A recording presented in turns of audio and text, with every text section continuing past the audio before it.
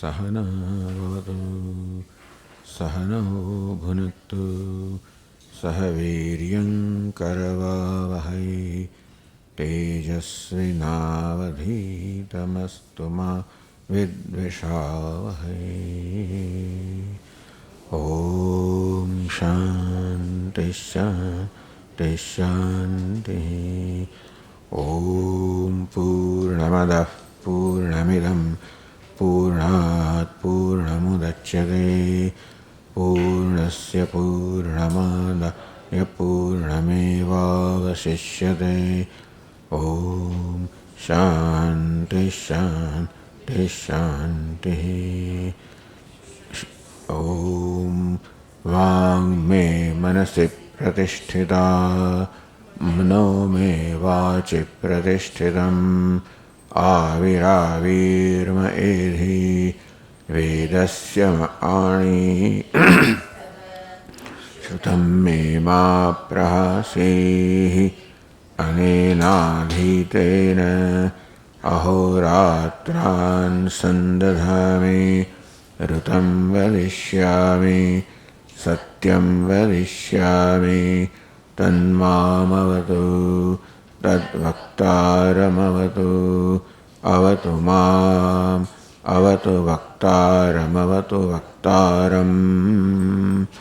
ॐ शान्ति शान्ति शान्तिः।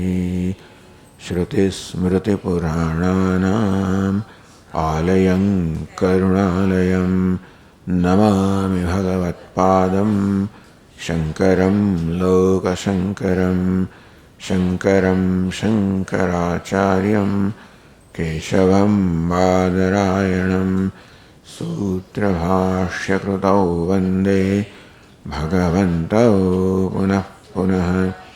ईश्वरो गुरुरात्मेति मूर्तिभेदविभागिने व्योमवद्व्याप्तदेहाय दक्षिणामूर्तये नमः।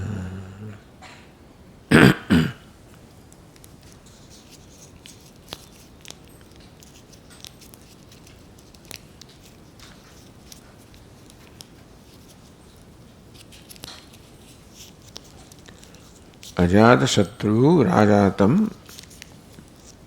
परब्रह्मविद् उक्तवान् परं ब्रह्म वदिष्यामीति उक्तिः तव मृषा भवेत्।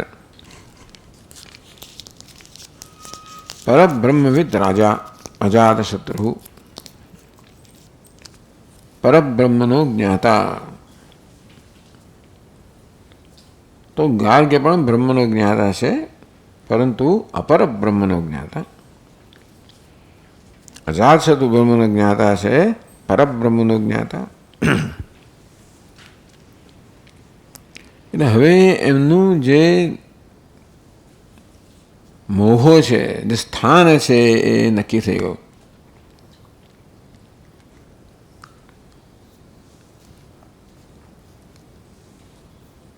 કારણ કે એતા અવતારનું બસ આટલું જ ખબર છે, આટલું જ જાણે હોય, આથી વધારે નહીં। તો કે ના, હું આટલું જ જાણું છું। આપણે એક સરળતા બતાવે છે, પછી પોતાનો બચાવ કરવાનો નક્કી થઈ ગયું કે હું આટલું જાણું છું અને રાજા હું કંઈક નથી જાણતો એવું હું જાણું છું તો રાજા બધું જાણી જ હશે, કારણ કે રાજાએ સિદ્ધ કરી આપ્યું। પ્રત્યેક પર્યાયમાં રાજાએ કહ્યું કે જે દેવતાની ઉપાસના કરે છે એ દેવતાના શું ગુણો છે, એ ગુણો ધરાવનાર દેવતાની ઉપાસનાનું શું ફળ છે, જે બધું મેં સિદ્ધ કરેલું છે, જાણું છું ને સિદ્ધ કરેલું છે। આમ જે કશું પણ ગાર્ગ્યે સિદ્ધ કર્યું હતું એ તો અજાતશત્રુએ સિદ્ધ કર્યું જ હતું,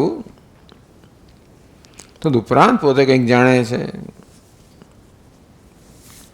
એટલે આ રીતે ગાર્ગ્યને પોતાના જ્ઞાની કે પોતાની સિદ્ધિઓની અને આધ્યાત્મિક સિદ્ધિઓની મર્યાદાનું ભાન થયું કે હું બધું નથી જાણતો, પોતે સર્વજ્ઞ છે, સર્વ જાણે છે, બધી સિદ્ધિઓ પ્રાપ્ત, એ પ્રકારની વસ્તુ, એવી પ્રકારના ખ્યાલને કારણે કંઈક આવો ઘમંડ જન્મ્યો હતો, દર્પ જન્મ્યો હતો. એ જોયું કે વાત બરાબર નથી, બધું જાણતો નથી. એવું લાગે છે કે જાણવાની વસ્તુ નથી જાણતો. અજાતશત્રુ કંઈક જાણે છે. એટલે પોતાના જ્ઞાન વિશેના આ પ્રકારના એક ભ્રમમાંથી જે ઘમંડ જન્મ્યો હતો, ઘમંડનું કારણ આ ભ્રમ હતો. પોતાના જ્ઞાન વિશેનું, પોતાની સિદ્ધિઓ વિશેનું. આમ તો હંમેશા ભ્રમમાંથી જ ઘમંડ જન્મે, પણ એ ભ્રમ દૂર થયો, ઘમંડ દૂર થઈ ગયો. રાજાએ ટોણો પણ માર્યો, જે ન મારવો જોઈએ. ક્ષત્રિય બ્રાહ્મણને આવા ટોણા ન મારવા જોઈએ. બ્રાહ્મણ ઊંચા સ્થાને છે, ક્ષત્રિય નીચા સ્થાને છે. સાનબાન છોડો, ચાલો એવું હોય તો પણ, છતાંય પણ અજાતશત્રુએ ગાર્ગ્યને ટોણો માર્યો. બસ આટલું જ આવડે છે. ઉપરાંત કહ્યું પરબ્રહ્મ વદિષ્યામિ યુક્તિ તો મૃષા ભવેદ. જો આટલું જ તમારું જ્ઞાન હોય તો પરમ બ્રહ્મ વદિષ્યામિ, હું પરબ્રહ્મનો ઉપદેશ કરીશ, એનું જ્ઞાન કરાવીશ. ઉપદેશ કરવો એટલે હું પરબ્રહ્મનું જ્ઞાન કરાવીશ. એ ઉક્તિ હતી. આમ તો એણે બ્રહ્મ વદિષ્યામિ કે બ્રહ્મ પ્રમાણે જ કહ્યું હતું, પરંતુ પોતે જેને બ્રહ્મ જાણે છે એ પરમ છે એવી જાતનો ખ્યાલ તો એ ધરાવતો જ હતો. અને માટે એણે જ્યારે બ્રહ્મનો ઉપદેશ કરવા માટેનો પ્રસ્તાવ મૂક્યો ત્યારે પોતાની દ્રષ્ટિએ પરબ્રહ્મનો ઉપદેશ કરવાનો પ્રસ્તાવ મૂક્યો હતો. મારે પરબ્રહ્મ એવો શબ્દ વાપરવામાં આવ્યો, એક ઉપપદ ઉમેરવામાં આવ્યું વિદ્યારણ્ય સામે વડે. અને બ્રહ્મતે બ્રવાણી એમ જ્યારે ગાર્ગ્યએ અજાતશત્રુને કહ્યું, અજાત એમ જ સમજ્યું કે અમારે પરમ બ્રહ્મનો ઉપદેશ કરશે. એ રીતે બંનેની દ્રષ્ટિએ બ્રહ્મ એટલે પરમ બ્રહ્મ જ હતું, પણ પરમ બ્રહ્મની સમજ બંનેની જુદી જુદી હતી. હે ગાર્ગ્ય, પરબ્રહ્મ વદિષ્યામિ ઉક્તિ તવ ઉક્તિ, કે હું પરબ્રહ્મનો ઉપદેશ કરીશ. એ ઉક્તિ, એ વચન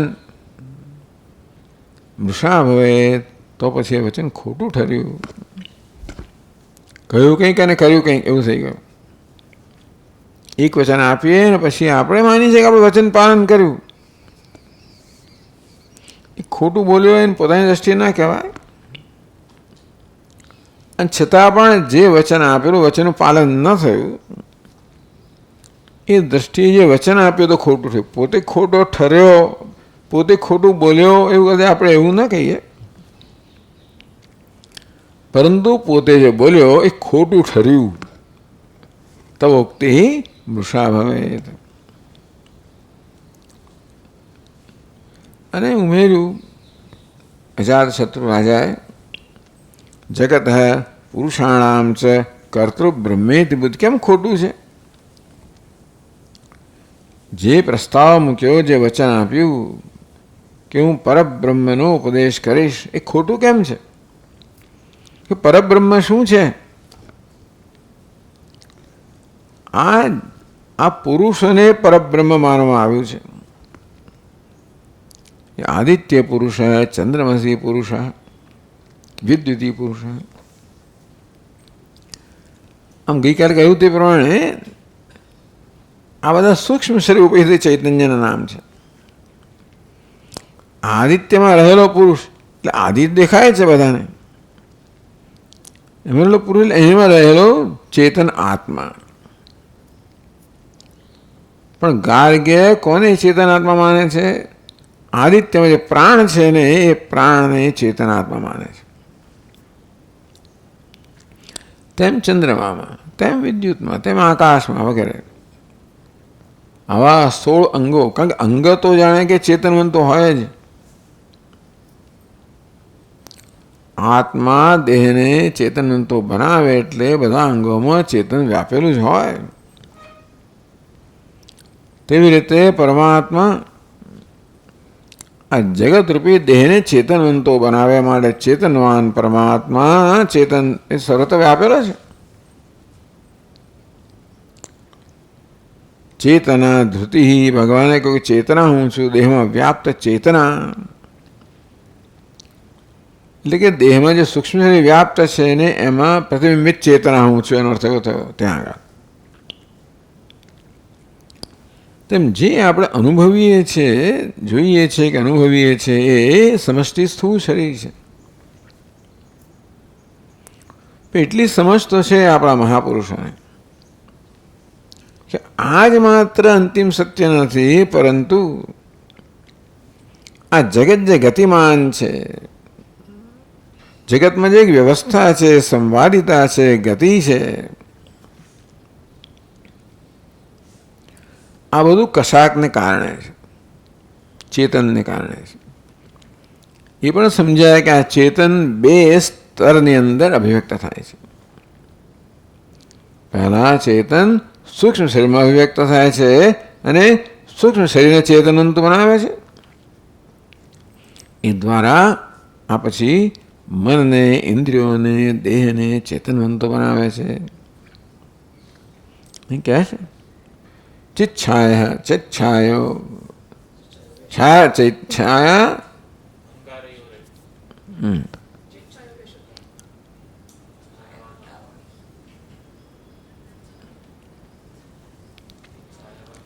ચિચ્છાયા નહીં તપ્તાય પિંડવન મતમ ચિચ્છાયા છાયાહંકારયોરૈક્યમ તપ્તાય પિંડવન મતમ.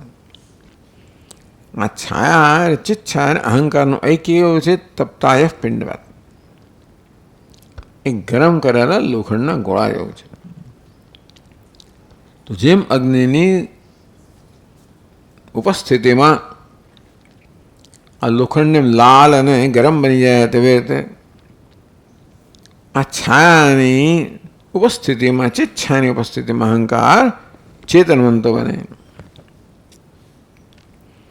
અને તેથી આ બધાએ જે આપણે અનુભવી છે સ્થૂળ શરીરો છે, પૃથ્વીની અંદર રહેલો પૃથ્વીનો અંતર્યામી બ્રાહ્મણમાં કહ્યું પૃથ્વી યસ્તે શરીરમ પૃથ્વી યમ ન વેદ.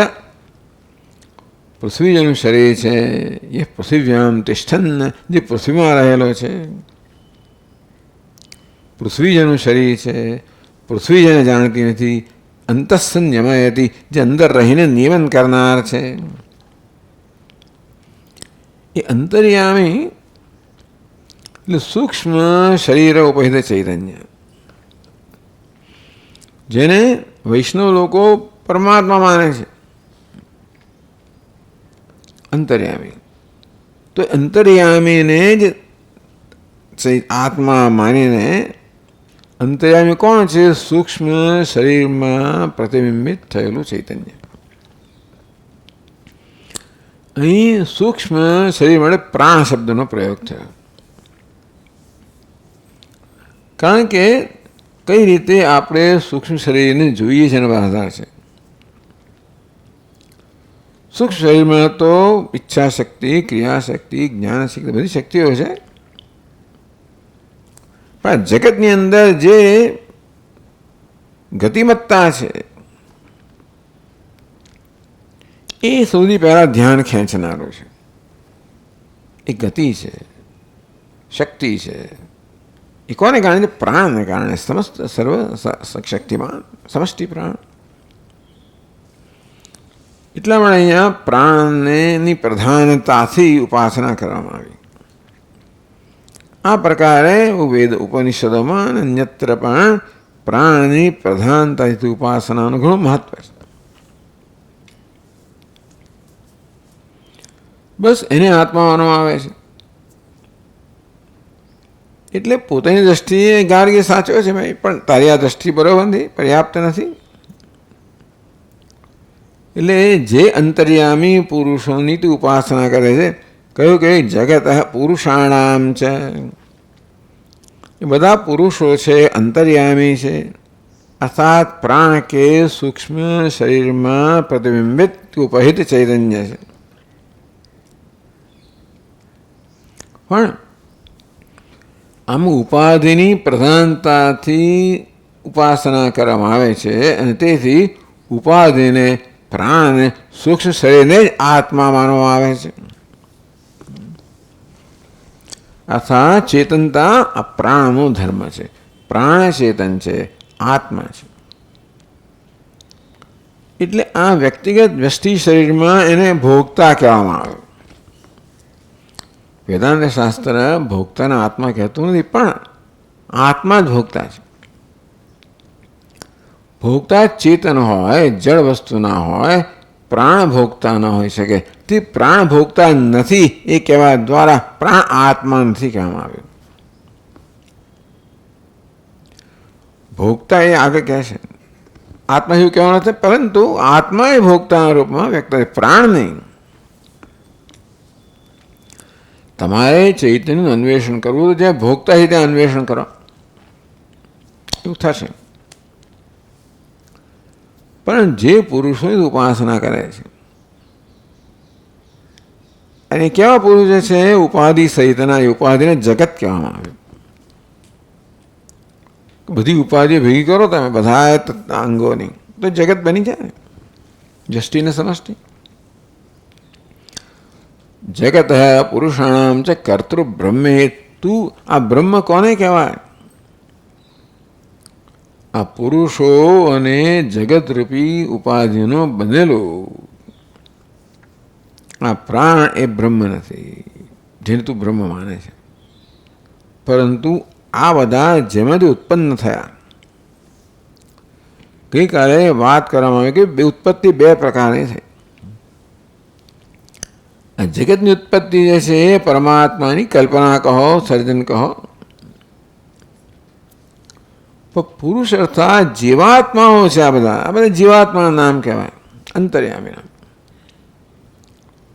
એની ઉત્પત્તિ ચૈતન્યમાંથી થાય ને, ચૈતન્ય એ રીતે પ્રગટ થાય છે, વ્યક્ત થાય છે. એ ઉપાધિમાં અહમભાવ ધરાવવા દ્વારા ચૈતન્ય આ બધા રૂપ ધારણ કરે છે. એ રીતે ઉત્પત્તિ સમજવાની. જગત પુરુષાણામ ચ કર્તૃ. આમ જગત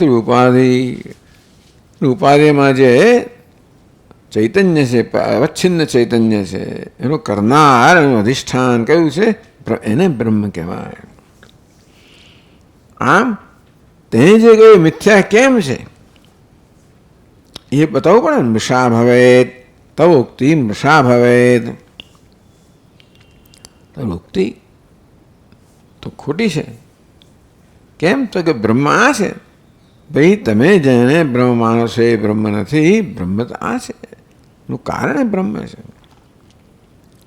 અને વેદાંતમાં કારણ અધિષ્ઠાન કારણ સમજવાનું. કારણ વેદાંત શાસ્ત્ર મુખ્ય અર્થમાં કારણ સ્વીકારતું એટલા નથી કે હા વ્યવહાર સ્તરે કાર્યકારણ છે ખરું, પણ અંતતો ગત્વા પરમાત્મા કોઈ કારણ નથી. જાણે કે કારણ કહેવાય, અધિષ્ઠાન કારણ એટલે મને કહેવામાં આવ્યું. વિવર્ત કારણ કહેવામાં આવ્યું, પરિણામી કારણ નહીં. એટલે કર્તૃ બ્રહ્મેદ બુદ્ધિ, આ બધાનું સર્જન કરનાર, આ બધાનો કર્તા અર્થાત અધિષ્ઠાન બ્રહ્મ છે. એથી બુદ્ધિ થાય. એ પ્રકારે જાણો તો બ્રહ્મને જાણવું કહેવાય. હવે જાણવાનો પ્રકાર બદલાઈ જાય છે. અત્યાર સુધી જાણવાનો પ્રકાર હતો ગાર્ગ્યના પક્ષે. એ સાક્ષાત્કાર કરવો, તાદૃશ કરવું, એ પ્રકારે પોતાના અનુભવનો વિષય બનાવવો, એને જાણવાનું હતું. અનુભવ કરનારનું સ્વરૂપ જાણવું એ હવે આ બીજા પ્રકારનું જાણવાનું છે. પહેલામાં ગુરુની જરૂર તો પડે જ, પણ કઈ રીતે ઉપાસના કરવી એના માર્ગદર્શન માટે ગુરુની જરૂર પડે. અહીં તો આ જાણનારનું શું સ્વરૂપ છે, કરતા ભોગતાનું શું સ્વરૂપ છે, એટલે અધિષ્ઠાન સ્વરૂપ છે.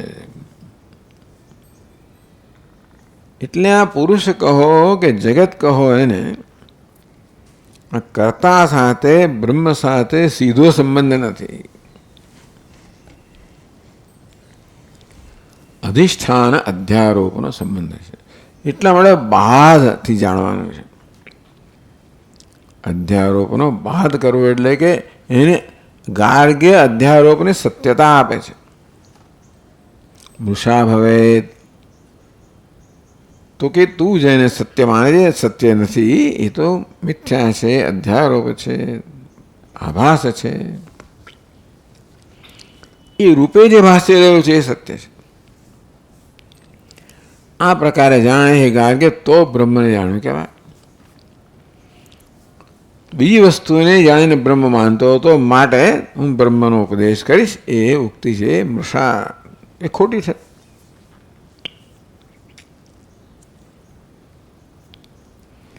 માલા કહી પરવિદ્યાર્થમ રાજાનમ ઉપસંદવાન. બાલક એ જિજ્ઞાસુ છે, અર્થાત એને ખરેખર જાણવું છે. એ ઝંખના અંદર અંદર પડેલી હોવી જોઈએ ખરી, જે કદાચ આ ઉપાસનાઓને કારણે જે મહાન સિદ્ધિઓ પ્રાપ્ત કરવામાં આવી એમાં પેલી જાણે કે છુપાઈને પડી હશે, શું ઢવેરાઈને પડી હશે. આ જ્યારે દૂર થયું ત્યારે ઝંખના પ્રગટ થઈ ગઈ. એટલે ગાર્ગે અપમાનિત થઈને જતો રહ્યો, ઝઘડો કર્યો, હવે મને કહેનારા કોણ છે, શું છે, વગેરે વગેરે. આવું થાય બધું સામાન્ય રીતે. પંડિતો આવી રીતે જ ચર્ચાઓ કરે બધી. કોઈ પોતાની ભૂલ ના સ્વીકારે અને કોઈ વિતંડા ગમે તે કરીને પહેલાં ખોટો ઠરાવે, હું સાચો છું, કંઈ ઝઘડો કરીને અપમાનથી જતો રહે. એવું નથી. એટલે એને કેમ ઘમંડ હતો એ આપણા માટે તો એક જાણે કે રહસ્ય છે. કોઈક પૂર્વ કર્મ હશે, જે કર્મ દૂર થયું અને એનું વાસ્તવિક વ્યક્તિત્વ પ્રગટ થયું, અથવા તો આપણને આનું મહત્ત્વ સમજાવવા માટે, એની પ્રક્રિયા સમજાવવા માટે આ પ્રકારે આખ્યાયિકા રચવામાં આવી. બાલાકી પરવિદ્યાર્થમ રાજાનમ ઉપસંદવાન. તો ખરું કે બાલાકી ઉપાસના, એનું માનસિક સ્થિતિ એ બધી ઉપાસનાથી રચાયેલી છે, એટલે એની બ્રહ્મ વિદ્યામાં રચાયેલી નથી, એ ખરું. એટલે એ સાનમાં સમજવું નથી થતું. અજાત શત્રુ સાનમાં સમજાવવા માંગતા હોય તો એ સમજવાની ક્ષમતા કાર્યમાં નથી, પરંતુ સમજવાની ઉત્કંઠા છે. એટલે બાલાકી પરવિદ્યાર્થમ રાજાનમ ઉપસંદવાન તો ઉપદેશ થઈ ગયો ખરેખર. તો જગત પુરુષાણામ ચ કર્તૃ બ્રહ્મેતિ બુદ્ધતા, બ્રહ્મનો ઉપદેશ થઈ ગયો. કઈ રીતે? બાલાકી પરવિદ્યાર્થમ, પણ બાલાકીએ પરવિદ્યા પરબ્રહ્મની વિદ્યા માટે રાજાનમ ઉપસંદવાન ના પૃષ્ઠ કસ્યચિત બ્રુયાદ, જ્યાં સુધી વિદ્યાની પ્રાર્થના કરવામાં ના આવે ત્યાં સુધી ઉપદેશ ન કરવો જોઈએ.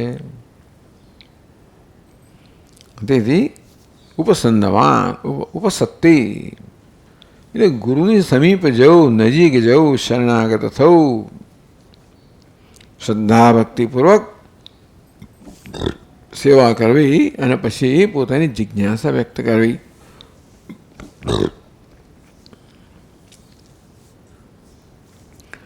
હવે એક બહુ રસપ્રદ વસ્તુ આવે કે ગાર્ગ તો અત્યંત નમ્ર બની ગયો, ત્યાં સુધી નમ્ર બની ગયો કે એ તો જે હોય એને તો બ્રહ્મ વિદ્યા જોઈએ છે. કોઈ પ્રકારનો આચાર શિષ્ટાચાર છે હવે એને મહત્વ નથી આપતો. બ્રાહ્મણ છે, બધું જાણે છે કે બ્રાહ્મણે ક્ષત્રિયનો ની શરણાગતિ ના લેવી જોઈએ.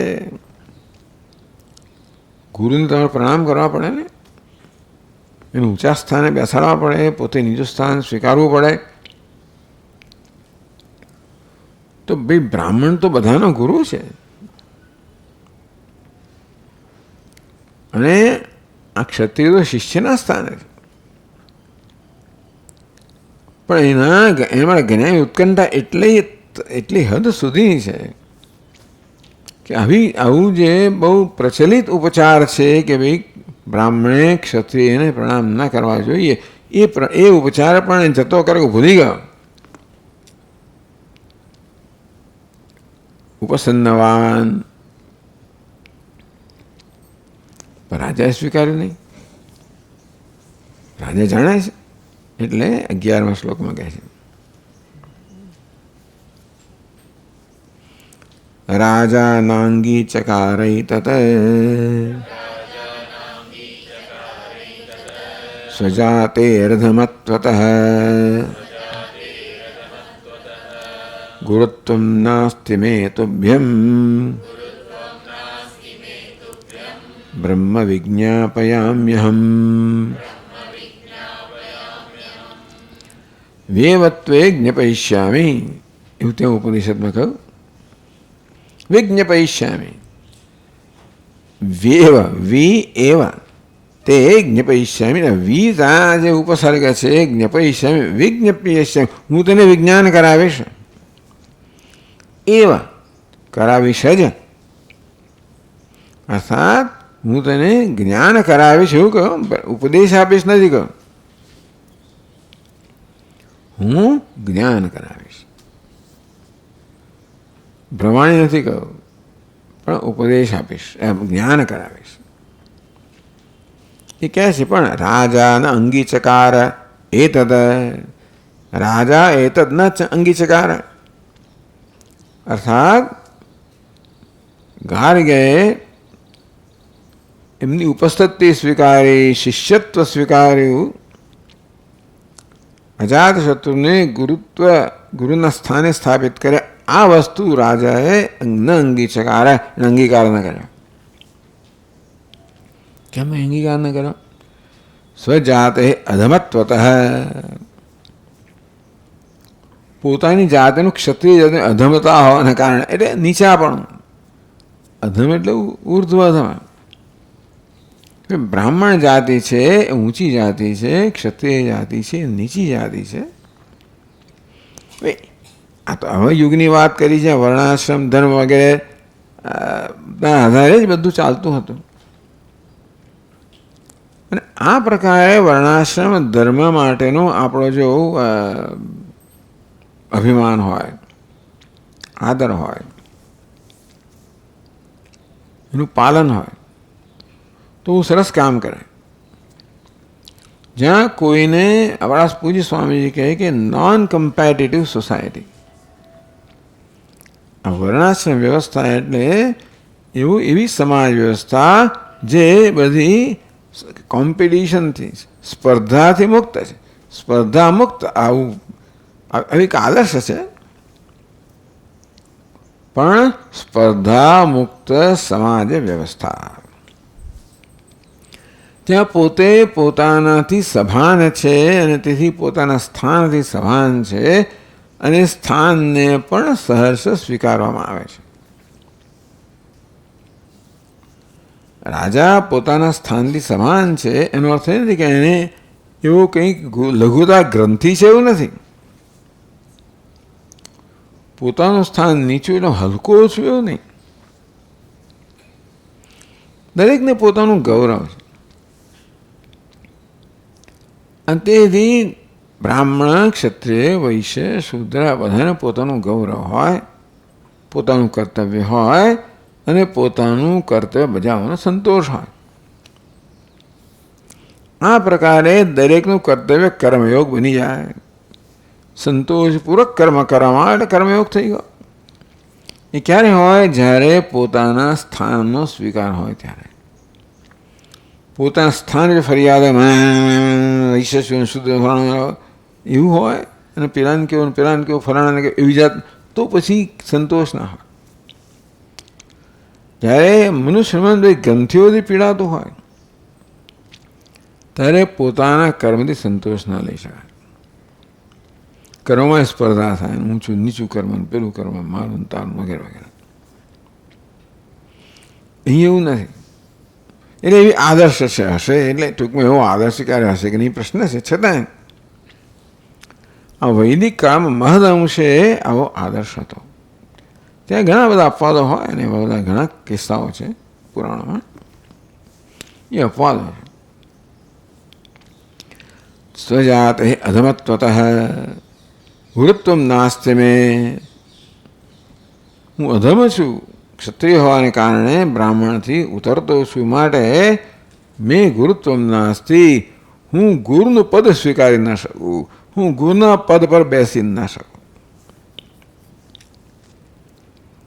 અર્થાત હું ગુરુ અને તું શિષ્ય, આ પ્રકારની વ્યવસ્થા ન હોઈ શકે. ત્યારે શું ત્યારે પેલાએ તો કહ્યું મને જ્ઞાન પ્રદાન કરો, એ તો ઉપસન્નવાન ઉપસત્તિ સ્વીકારી જ્ઞાનની પ્રાર્થના કરી. તો એ પ્રાર્થના તો તમારે સાંભળવી જોઈએ, એનો અમલ કરવો જોઈએ. કે ઉત્તમ માર્ગ કાઢ્યો અજાત શત્રુએ કે હું ગુરુના સ્થાનેથી પ્રાર્થનાને ઉપદેશ નહીં કરું. બ્રહ્મ વિજ્ઞાપયામ્યહમ વ્યવત્યા જ્ઞાપયિષ્યામિ, હું તને જરૂર જ્ઞાન કરાવીશ. વિજ્ઞાપયામિ, હું બ્રહ્મનું વિજ્ઞાપન કરીશ, બ્રહ્મનું જ્ઞાન કરાવીશ. તને બ્રહ્મનું જ્ઞાન થાય એ પ્રકારે કરીશ, ઉપદેશ નહીં આપો. એટલે હે ગાર્ગ્ય, ભાઈ તું જ આચાર્યના સ્થાને રહે. હું આચાર્યનું સ્થાન ગ્રહણ નહીં કરું, અને છતાં પણ આચાર્ય જે કાર્ય કરતા હોય એ જ્ઞાન કરાવું એવું કરીશ. એટલે બહુ વિલક્ષણ છે આ ઉપનિષદની આખી વ્યવસ્થા. તો ઉપદેશ કરવામાં આવતો નથી અને છતાં જ્ઞાન કરવામાં આવે છે. એટલે એક બહુ વિલક્ષણ પદ્ધતિ શોધી કાઢવામાં આવી. અહીંયા આગળ ઉપદેશ કરવાની પદ્ધતિ કહો કે પછી જ્ઞાન કરાવવાની પદ્ધતિ બહુ વિલક્ષણ છે.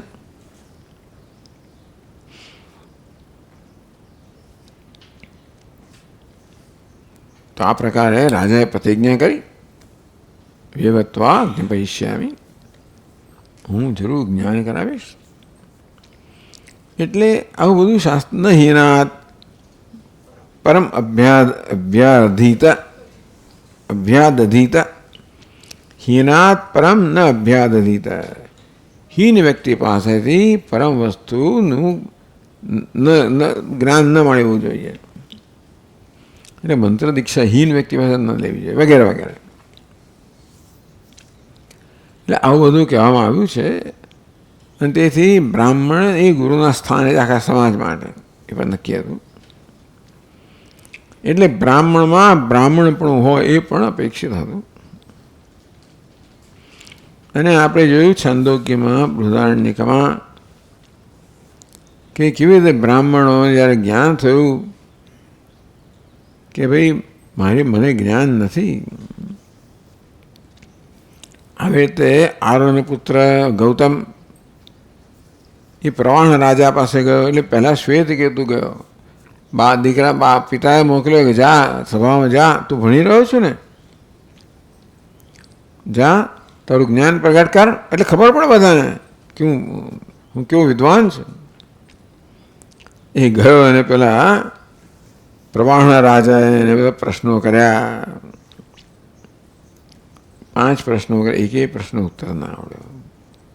બ્રાહ્મણ બાળક હતો, અપમાનિત થઈ ગયો અને એકદમ એ આવતો રહ્યો.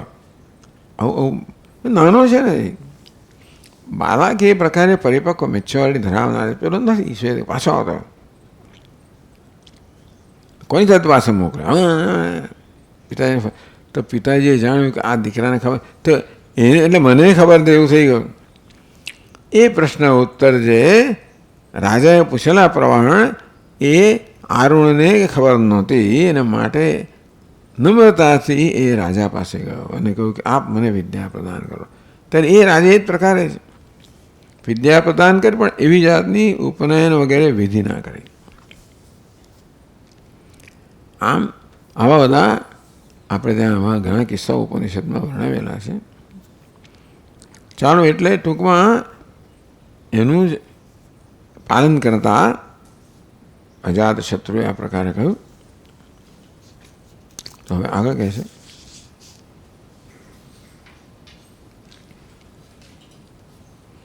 ઉપનિષદમાં જોઈએ આ વર્ણન.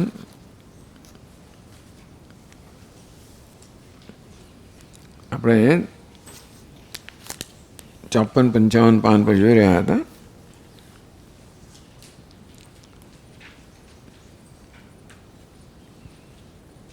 યો વૈ બાલકે એતેષાં પુરુષાણામ કરતા યસ્ય વા તત્કર્મ સવિવેદિતવ્ય ઇતિ.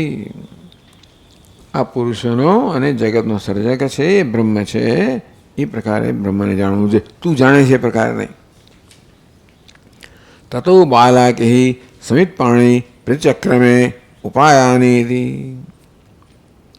તરત બાલાકેને થયું કે હા, જે વસ્તુ હું જાણતો નથી, જે રાજા જાણે છે અને જાણવું જોઈએ. તરત તેથી એની જિજ્ઞાસા જાગૃત થઈ અને સમિત પાણી ઔપચારિક રીતે ઉપાયાની કહ્યું કે મને આપ મને ઉપનયન એટલે દીક્ષા આપો. તમ હોવાચ અજાશત્રુ પ્રતિલોમ રૂપમેવ તત્સ્યાત. ઉપનિષદ કહ્યું કે આ તો ભાઈ ઉલટી ગંગા થઈ ગઈ.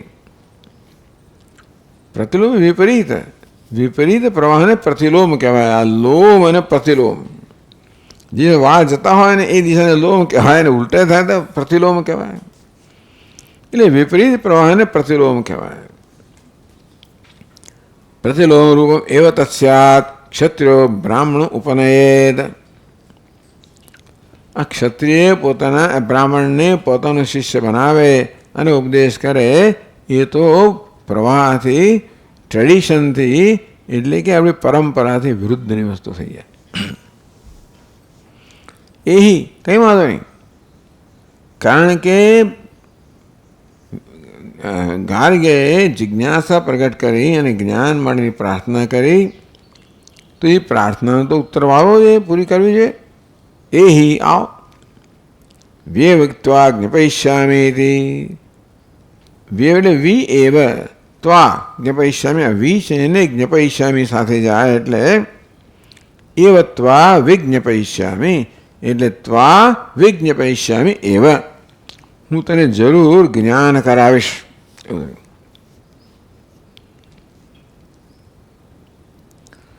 પછી શું થયું? ત્યાં તો કહ્યું તમ પાણો અભિપદ્ય પ્રભવ્રાજ. બંને હાથ પકડીને ઊભો કર્યો અને પછી હાથ પકડીને ચાલવા. એટલે અહીંયા વર્ણન કરે છે ટીકાની અંદર,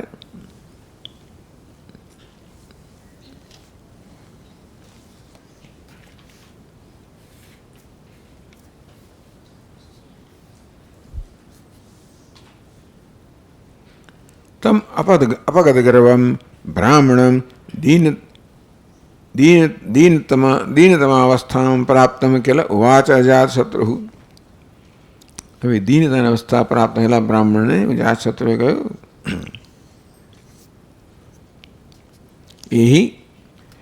એ તસ્માત જનસમાજાત એકાંતમ આગચ્છ.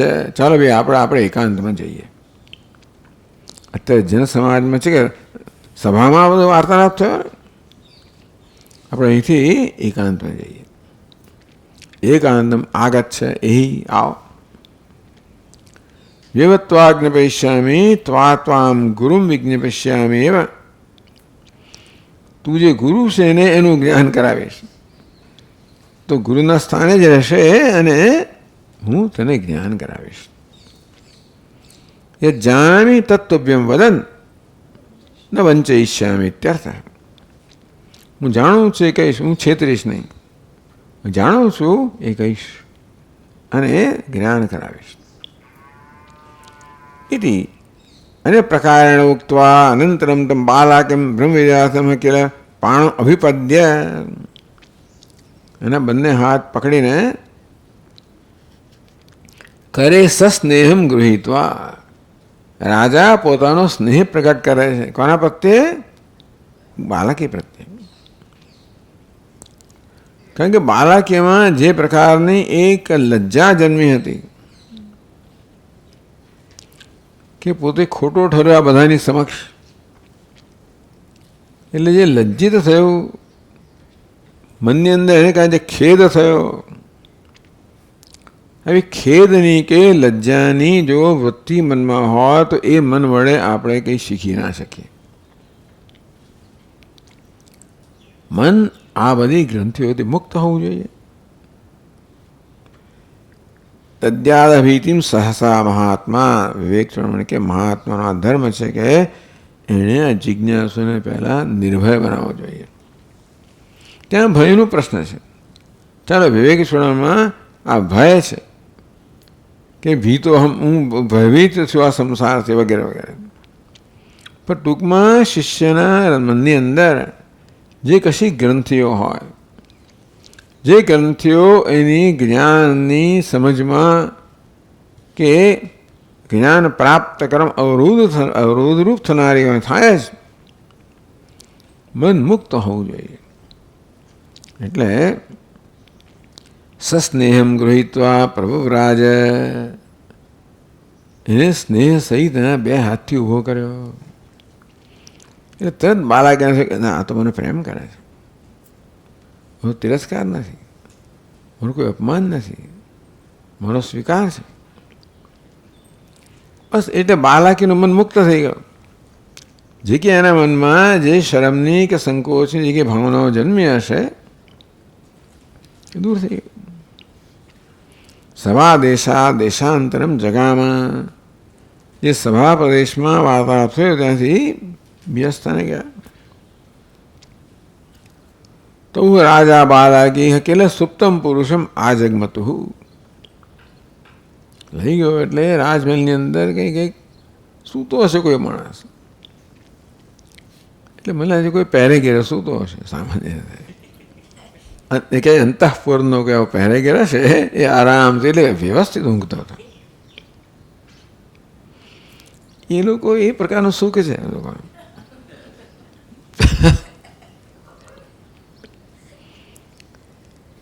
ચાલો, અથવા તો અનેક કર્મ શ્રમાકુલમ શયાનમ રાજપુરુષમ, કદાચ બિચારો કામ કરીને થાકી ગયો હશે અને માટે થાકથી ઊંઘી ગયો હશે.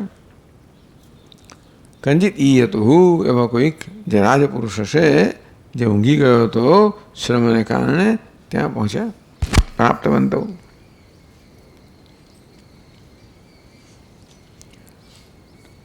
તમ અજાશત્રુ આમંત્રયાન ચક્રે, એ પુરુષને અજાત શત્રુએ ભિન્ન ભિન્ન નામોથી બોલાવ્યો. કયા નામથી? બૃહન પાંડરવાસ સોમ રાજનીતિ, હે મહાન, હે શ્વેત વસ્ત્રધારી, હે સોમ, હે રાજા. આ પ્રકારે એ સુતેલા પુરુષને સંબોધ્યો. આ બધા નામ ચંદ્રના છે. ચંદ્રના કે જળના કહો. આ પાંડરવાસ એટલે શ્વેત વસ્ત્ર, જળનો રંગ છે. તો ચંદ્રમા છે એ જળનો અધિષ્ઠાન દેવતા છે, એ પ્રાણનો અધિષ્ઠાન દેવતા, કારણ જળ પ્રાણને પોષણ આપનારું છે. એટલે એ પ્રકારે ચંદ્રમાના નામ દેવાથી પ્રાણના નામ દેવાય એવું કહેવામાં આવ્યું. ટૂંકમાં એ સૂતેલા પુરુષને પ્રાણના નામોથી સંબોધવામાં આવ્યો. સૌ તુષ્ણીમ શિષ્ય,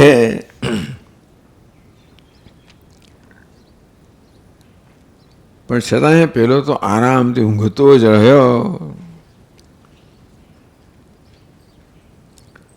આ બધી શું નક્કી થયું? માણસ ઊંઘી રહ્યો છે ત્યારે પણ પ્રાણ તો જાગે જ છે. તો જેને આ ગાર્ગ્ય ચેતન માને છે, આત્મા માને છે, બ્રહ્મ માને છે, એટલું જાણે કે ભાઈ બ્રહ્મ ચેતન છે તો જાણે છે. તો પ્રાણને બ્રહ્મરૂપ જાણે છે તો પ્રાણ ચેતન હોવો જોઈએ. તો આ પ્રકારે પ્રાણને સંબોધન, પ્રાણ જાગે છે, સંબોધન કર્યું તો પણ જાગૃત ના થયો કે પ્રાણમાં ચેતનતા નથી. કારણ કે ચેતન હોય તો સાંભળવું એ ધર્મ જ છે. ચેતન છે ને આપણે, કાન શ્રોત્રેન્દ્રિય છે એટલે અવાજ સંભળાય જ, ચક્ષુ છે એટલે રૂપ રંગ દેખાય જ. એમાં જો આપણો પ્રયત્ન હોત તો ન સાંભળવાની જો મને સ્વતંત્રતા તો કદાચ હું ન સાંભળું. આંખો ખુલ્લી હોય ન જોવાય સ્વતંત્ર તો મને હું ન જોત. મારું નાક ખુલ્લું હોય સુવાઈ ટૂંકમાં જ્ઞાનની સ્વતંત્રતા નથી, વસ્તુતંત્ર છે. એટલા માટે જો આ પ્રાણ જે ચેતન હોત તો એને ન સાંભળવાની સ્વતંત્રતા નથી. એને જ્યારે નામથી ઉચ્ચારણ સંબોધવામાં આવ્યો ત્યારે એનો ઉત્તર આપે ઉઠી ગયો.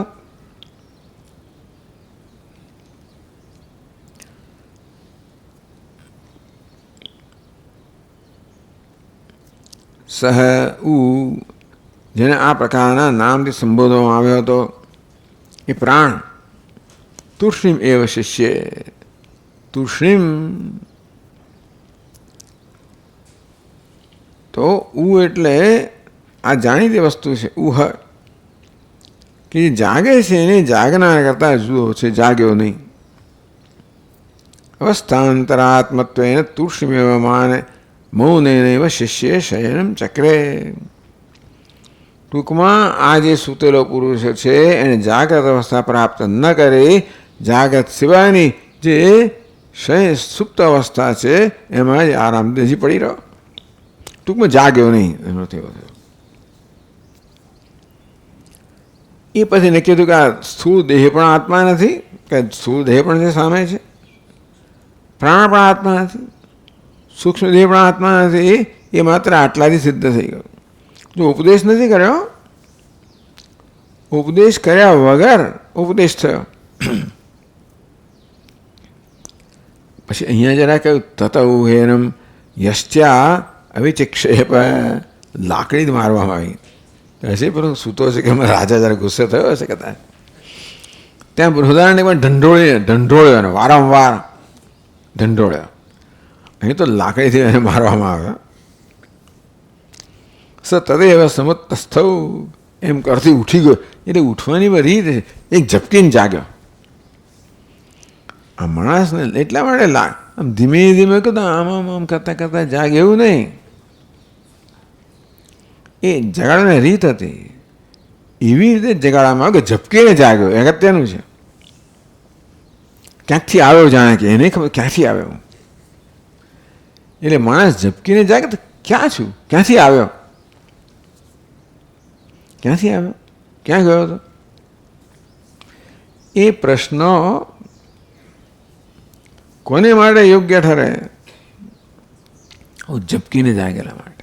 એટલે એને લાકડીથી એટલા માટે જગાડો ઝપકીને જાગે. બેટા ઉઠ એવું નહીં, ધીમે ધીમે નહીં, હલાવે નહીં, ઢંઢોળે. ત્યાં જોયું ઢંઢોળ્યો, અહીંયા લાકડી લગાવી. તદેવ સમુત્તસ્થ. અંતેથી એ તરત જ શયા સહ કોણ શયાન પુરુષ પ્રાણ વ્યતિરિક્ત યષ્ટિપાત સંજાત વેદન.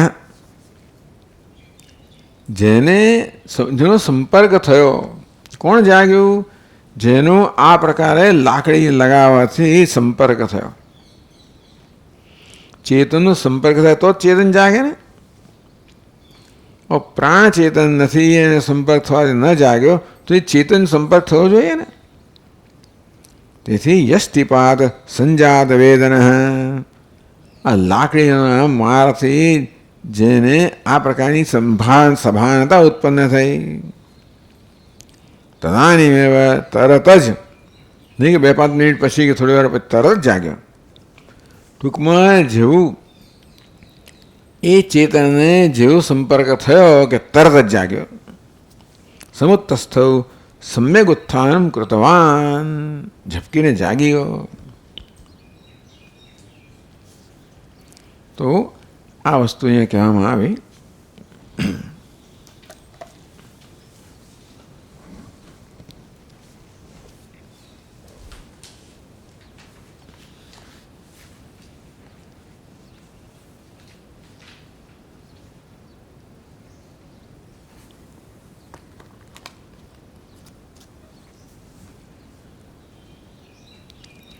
એટલે 12મા શ્લોકમાં આપણે જઈએ તો 244મા પાન પર.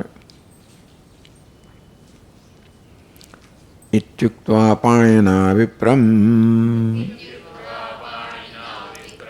આદાયંતઃ પુરં ગતઃ સૂત્રાત્મૈવ પરમ બ્રહ્મ. હવે આમાં આ શ્લોકો બધા ઉલટા સુલટા થઈ ગયા છે. પેલી બીજી પંક્તિ પહેલા શ્લોકની અને પછીના શ્લોકની પહેલી પંક્તિ બધા સાથે છે. સૂત્રાત્મૈવ પરમ બ્રહ્મ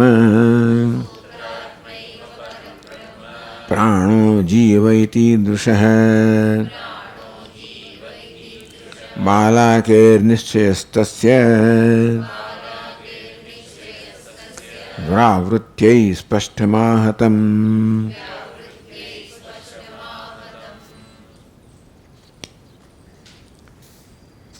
ઇતિ ઉક્ત્વા મેં તુભ્યમ બ્રહ્મ વિજ્ઞાપયામિ. અહમ હું તને બ્રહ્મનો ઉપદેશ કરીશ એવું કહીને ઇતિ ઉક્ત્વા પાયના વિપ્રમ અંતઃપુરમ પાયા વિપ્રમ આદાય હાથથી વિપ્રને ઊભો કર્યો અને હાથ દોરી ગયો. રાજા આટલો મોટો આ વિપ્ર છે અને હાથથી દોરી ગયો. કહ્યું તે પ્રમાણે એના મનની બધી લજ્જા વગેરે જે કંઈ ભાવ બધા દૂર થાય એ સ્વસ્થ બની ગયો, પ્રસન્ન બની ગયો, ખુશ થઈ ગયો. રાજા એના આ પ્રકારે અંતઃપુરમ ગતઃ અહીં કે છે અંતઃપુરમાં ગયા.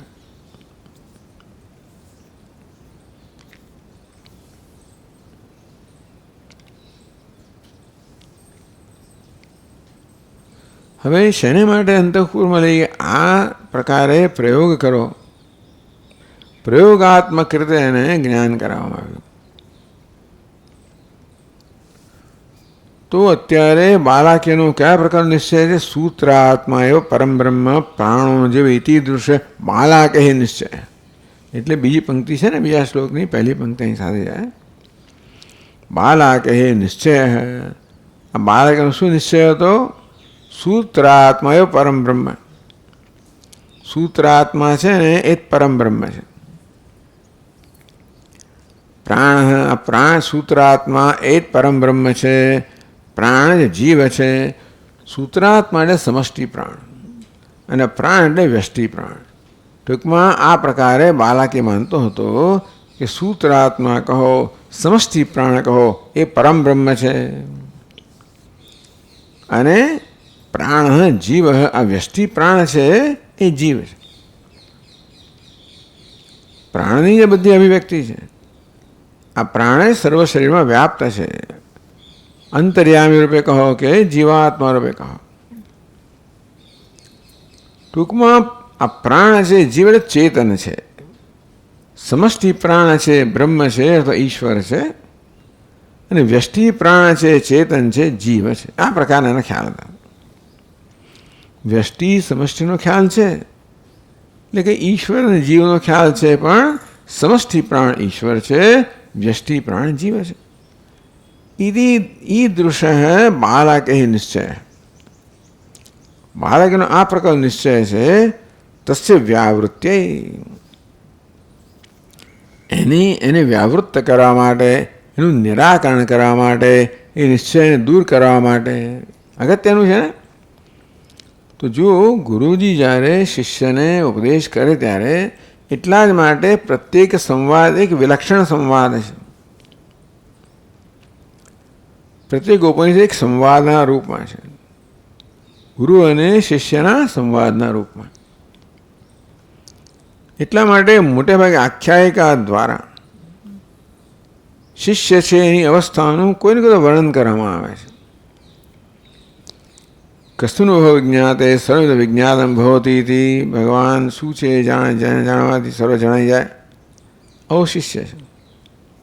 કે નિશ્ચિતમ પતિ પ્રેષિતમ મન. કોની પ્રેરણાથી મન પોતાના વિષયમાં ગતિ કરે છે વગેરે વગેરે. એટલે જેવો શિષ્ય એની જે પ્રકારની માનસિક સ્થિતિ હોય, એની જે સ્થિતિ હોય, અવસ્થા હોય, પરિપક્વતા હોય, એ શિષ્ય વિશેષને ઉપદેશ કરવામાં આવે છે. એટલા માટે ભલે એક જ તત્વનો ઉપદેશ કરવામાં આવે છતાં પણ શિષ્ય વિશેષને ગુરુ વિશેષ વડે ઉપદેશ થાય છે. એટલા માટે ઉપદેશી પદ્ધતિ દરેકે દરેક જગ્યાએ અપૂર્વ છે, જુદી છે, અલગ છે. તો અહીંયા કોને ઉપદેશ ખરા? બાલાકીને. કયો બાલાકી? દરેક જણ જ્યારે ગુરુ પાસે આવે કોઈ નિશ્ચય ધરાવીને જ આવતો હોય છે ને. દરેક જણ કશી કશી સમજ સાથે જ જતું હોય ને. એ તકલીફ છે આ ઉપદેશને. આપણે ભાઈ ભૌતિક શાસ્ત્ર કે રસાયણ શાસ્ત્ર શીખવા માટે જઈએ ત્યારે મનમાં એના વિશે કોઈ ખ્યાલ હોતા નથી, કોઈ નિશ્ચય હોતો નથી કે આ ભૂત કેવું હોવું જોઈએ, ફલાણું કેવું હોવું જોઈએ, કોઈ નિશ્ચય નથી. આપણું મન કેવું છે? તો કે મુક્ત મન છે, ખુલ્લું મન છે, એવું મન જોઈએ. તો અનાત્માના વિષયમાં એ પ્રકારનું આપણે ધરાવીએ જ છીએ. આત્માના વિષયમાં એવું નથી, જીવ જગત ઈશ્વરના વિષયમાં એવું નથી કે ત્રણેય આપણા અનુભવના વિષયો છે.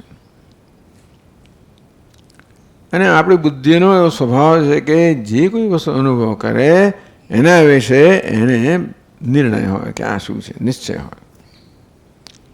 દરેકને જીવ વિશે, જગત વિશે, ઈશ્વર વિશે સાચો ખોટો નિશ્ચય હોય જ છે. ભણેલો હોય ના ભણેલો હોય, પોતાના નિશ્ચયને શબ્દમાં વ્યક્ત કરવા જેટલી કુશળતા મોટાભાગે નથી હોતી. હું શું માનું છું પોતાના વિશે, જગત વિશે, ઈશ્વર વિશે, મોટા લોકો કહી ના શકે.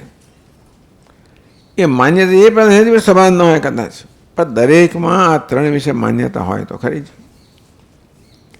આમ દરેક પોતાની માન્યતાઓ લઈને ગુરુ પાસે જતો હોય. પહેલાં ગુરુએ પરખવું પડે. એટલા માટે પ્રશ્ન વગેરે શેને માટે કહેવામાં આવ્યું? પરિપ્રશ્નેન સેવાયા. એટલે ઉપદેશ પ્રસન્નમ તો પ્રાપ્ય પૃચ્છે જ્ઞાતવ્ય મહાત્માને. ગુરુને જે જાણવા માંગે પૂછવું જોઈએ.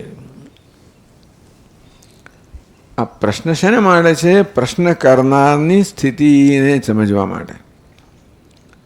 પ્રશ્ન પરથી આ ગુરુ પારખી જાય કે આ શિષ્યનું આ પ્રશ્ન દ્વારા શું મૂંઝવણ છે, શું સમજ છે, શું નિશ્ચય છે. અને એ રીતે શિષ્ય વિશેષને ગુરુ ઉપદેશ કરે. પેલું 1 to 1 એ વખતે આવી રીતે વ્યક્તિગત ઉપદેશ થતો હતો એવું માનીએ આપણે. તો બાલાક્યનો નિશ્ચય છે એ બાલાક્યના કહેવા પરથી અજાતશત્રુ જાણી કે બાલાકી સૂત્રાત્માને ઈશ્વર માને છે, વ્યષ્ટિ પ્રાણને જીવ માને છે. એ ઈશ્વર પણ ચેતન છે, જીવ પણ ચેતન છે, એટલે એને ચેતન માને છે. હવે નિશ્ચય છે તસ્ય વ્યાવૃત્ય. એટલા માટે એ નિશ્ચય છે એને નિરાકરણ થવું જોઈએ. તમે આપણે ગમે તેટલો ઉપદેશ કરીએ એ નિશ્ચય એનું એ તો કશું થાય નહીં. સમજ પડે છે ને? આપણા મનમાં જે સમજ કે નિશ્ચય લઈને ગયા છે એને સંબોધવામાં ન આવે તો આપણે હતા એવા પાછા આવીએ. અથવા આપણને જે ઉપદેશ કરવામાં આવ્યો એ આપણા નિશ્ચયને કઈ રીતે લાગુ પડે છે અને તેથી એ નિશ્ચય કેમ બદલાય એ જો સમજ ના પડે તો ફેર ના પડે. એટલે ઘણીવાર આ પ્રકારની સંગતિ બેસતી નથી, ઘણી બધી વાર. એટલા માટે ઘણા બધા ઉપદેશ પછી પણ જે પ્રકારની પરિપક્વ સમજ જોઈએ એ જન્મતી નથી. પણ કહેવાનો વાત એ છે કે આ ગુરુ જે છે ને એ શિષ્ય વિશેષને સંબોધે છે. અજાતશત્રુ ગુરુ જે ચાલો ટૂંકમાં એ આ રીતે એને જ્ઞાન કરવા માગે છે. જેને જ્ઞાન કરવા માગે છે એ બાલાકી કેવો છે, હવે કઈ જાતનો છે કે એનો કેવો નિશ્ચય છે. આ નિશ્ચયરૂપી જ્ઞાન છે. બાળકનો નિશ્ચય બદલાવો જોઈએ. અપરોક્ષ જ્ઞાન, આ નિશ્ચય અપરોક્ષ જ છે. અત્યારે જીવ જગતની ઈશ્વર વિશે જે કંઈ આપણો સમજ છે અત્યારે એને અપરોક્ષ સમજ કહેવાય. કે એ સમજ માટે આપણે કોઈ ઇન્દ્રિયનો પ્રયોગ નથી કરતા. હું કોણ છું, જગત કેવું છે, ઈશ્વર કેવો છે. જગત દેખાય છે ખરું, પણ જગત વિશેનો નિશ્ચય તો અપરોક્ષ છે. ઈશ્વર વિશેનો, જીવ વિશેનો અપરોક્ષ કોને કહેવાય આપણે સમજ પડે એટલા માટે. એટલા માટે એ સ્થળે નિશ્ચય બદલાવો જોઈએ, માટે અપરોક્ષ જ્ઞાન કહેવામાં આવ્યું. અત્યારે અપરોક્ષ નિશ્ચય છે કે અપરોક્ષ ભ્રમ છે, એટલા માટે અપરોક્ષ જ્ઞાન જન્મે તો અપરોક્ષ ભ્રમ દૂર થાય. પણ એમ ના માનું કે અપરોક્ષ કોને કહેવાય, આપણે જાણીએ અપરોક્ષ કોને કહેવાય. બહુ બધી ચર્ચાઓ કરે છે, પણ આ તો બહુ સરળ વસ્તુ છે, સમજ પડે ને. અહમ અસ્મિ સદાભામી, હું છું, ભાસું છું, પ્રિય છું, એ કયું જ્ઞાન છે? ક્યાંથી? અપરોક્ષ જ્ઞાન છે ને. જગત સત્ય છે, ઈશ્વર અન્ય છે, આ બધા જ્ઞાનો કેવા છે? ટૂંકમાં એ ત્યાં જ એ નિશ્ચય બદલાવો જોઈએ. તસ્ય વ્યાવૃત્તિ નિશ્ચયસ્ય વ્યાવૃત્તિ, એને જે નિશ્ચય છે એની વ્યાવૃત્તિ નિરાકરણ કરવા માટે તમ સ્પષ્ટમાં. તેથી અજાતશત્રુ એને સ્પષ્ટતાથી કહ્યું, જેથી બાળકીયનો જીવ જગત ઈશ્વર વિશેનો જે ભ્રમ છે એ ભ્રમ દૂર થાય અને ત્યાં આગળ યથાર્થ જ્ઞાન જન્મે. આ પ્રકારની અહીંયા આગળ ભૂમિકા છે. ઉપદેશ શરૂ થાય છે ત્યારે આપણે જોઈશું આગળ. ઓમ પૂર્ણમદઃ પૂર્ણમિદં પૂર્ણાત પૂર્ણમુદચ્યતે પૂર્ણસ્ય પૂર્ણમાદાય પૂર્ણમેવાવશિષ્યતે. ઓમ શાંતિ શાંતિ શાંતિ. શંકરં શંકરાચાર્યં કેશવં બાદરાયણં સૂત્રભાષ્યકૃતૌ વંદે ભગવन्तौ પુનઃ પુનઃ. ઈશ્વરો ગુરુરાત્મેતિ મૂર્તિભેદવિભાગિને વ્યોમવદ્વ્યાપ્તદેહાય દક્ષિણામૂર્તયે નમઃ. ઓમ શાંતિ શાંતિ શાંતિ. હરિ ઓમ. શ્રી ગુરુભ્યો નમઃ.